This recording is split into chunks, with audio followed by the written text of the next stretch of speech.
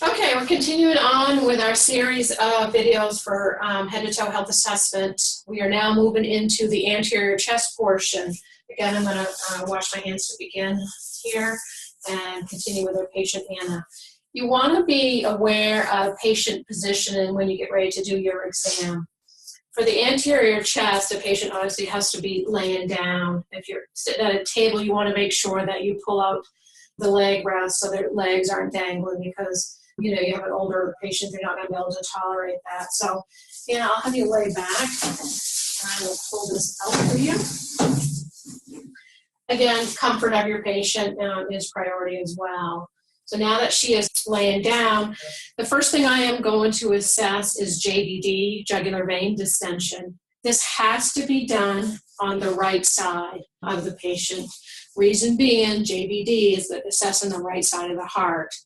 You're going to see jugular vein distension or engorgement if you have right-sided heart failure going on. The blood is going to back up. So it has to be done on the right side. I know it's not optimal for the videotaping, but I'll do the best I can. So to assess for JVD, the head of the bed has to be at 30 degrees, which roughly it is. You want to take their pillow out if they're able to tolerate it for a few seconds. You pull their pillow out, their head drops back. You want to have a light source to make sure that you're getting an actual, a good assessment of the area. So what you're looking for, you're going to have the patient turn their head away. Is their jugular vein, if there's any distension, engorgement, looks like a rope, higher up, as you assess you put your light across the patient and you're looking for pulsations. There may be a slight pulsation at the sternal notch, which is a normal finding, but what you're looking for JVD is, again, that rope-like distension that comes up towards the ear area that you will see, which she does not have any. So that's JVD. Again, right side of the bed, right side of the patient, right side of the heart that we're assessing. So when I move on to my anterior chest, again, I want to expose that area completely. It's very important that we expose. Normally, like I said before, she wouldn't necessarily have a bra on. So you want to be aware of that if it's a female patient that you're exposed to try to keep them covered as best you can, but you also want to make sure that you're getting an accurate picture of their assessment. So again, we start with inspection. We want to finish our respiratory assessment that we did on the back, because again, you need to do a respiratory assessment anteriorly. Your anterior assessment is really going to give you a clear picture of the upper lung fields, whereas your posterior assessment that we just did, that really is assessing the bases of the lungs. So anteriorly, if you're going to take, when you get ready to listen and do all your assessment, that's going to be for the upper levels of the lung fields. So again, starting with inspection, to watch her, how is she breathing? Her chest rising symmetrically? Is her respiratory rate smooth, even? Is she breathing fast? Is she breathing slow? Is she taking really deep breaths? Is there any sort of nasal flaring or supraclavicular tugging, which is basically using all these muscles in the upper chest to get in, when you're short of breath, try to breathe. So you would see pulling here of those muscle areas if she was short of breath and had something going on, which she does not have any of those. So again, your inspection, you're just looking for the ease of breathing, and things like that. The next thing, we don't do the percussion or palpation portion on the front. We move to the auscultation, again, assessing the upper lung fields. So I'm going to again have you take a deep breath in and out way.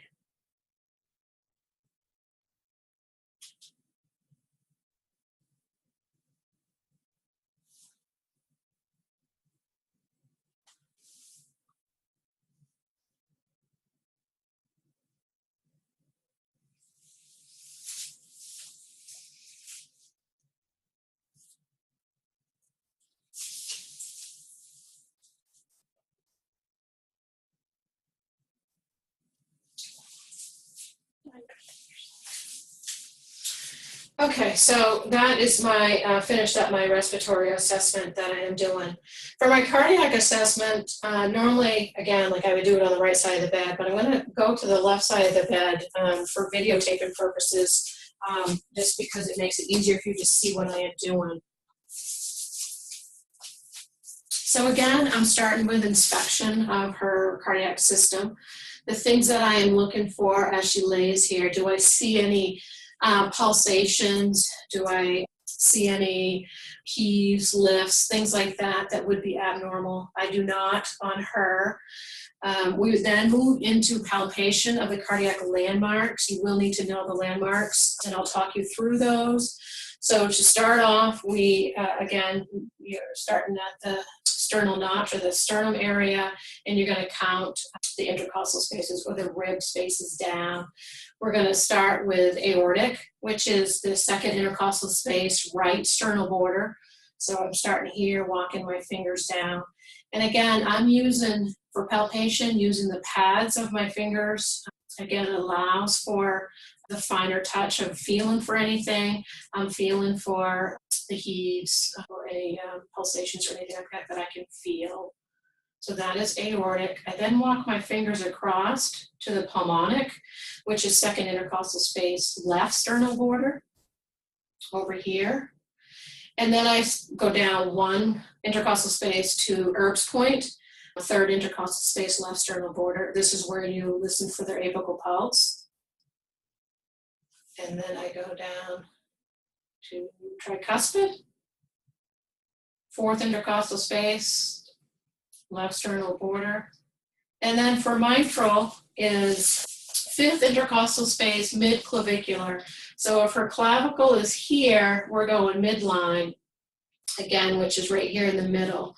Now for a female that has large breasts, you would have to probably hold the breast up to feel underneath at that site. So mid-clavicular, feeling at that fifth intercostal space, mid-clavicular.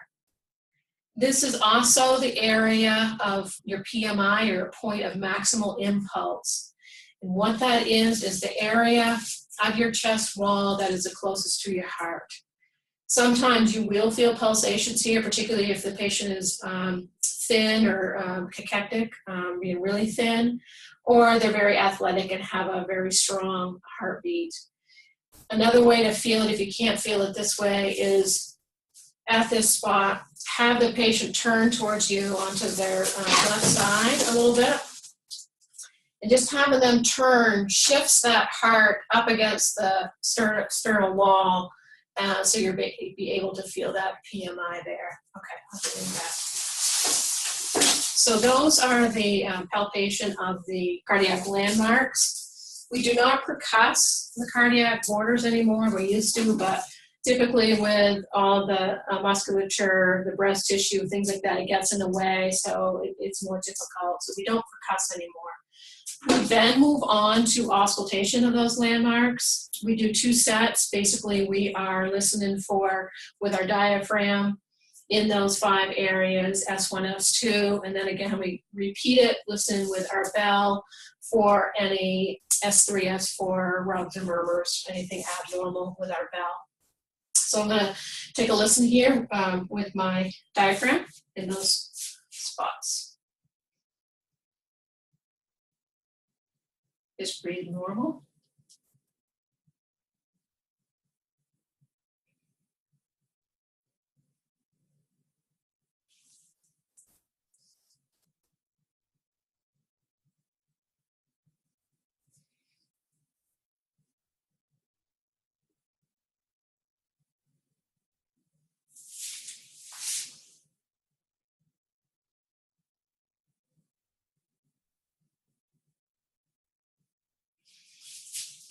As I'm listening to, with my diaphragm for S1, S2 at those landmarks, at the aortic and pulmonic, I would hear the S2 the loudest.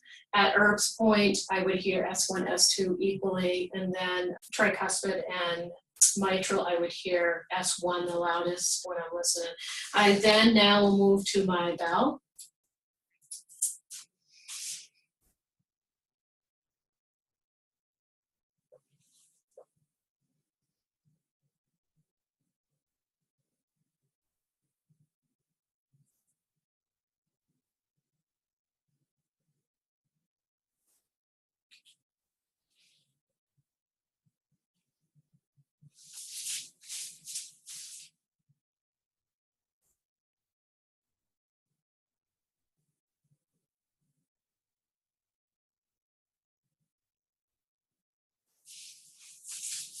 Okay, and she has no abnormal S3, S4 rubs or murmurs that I can hear with my bell.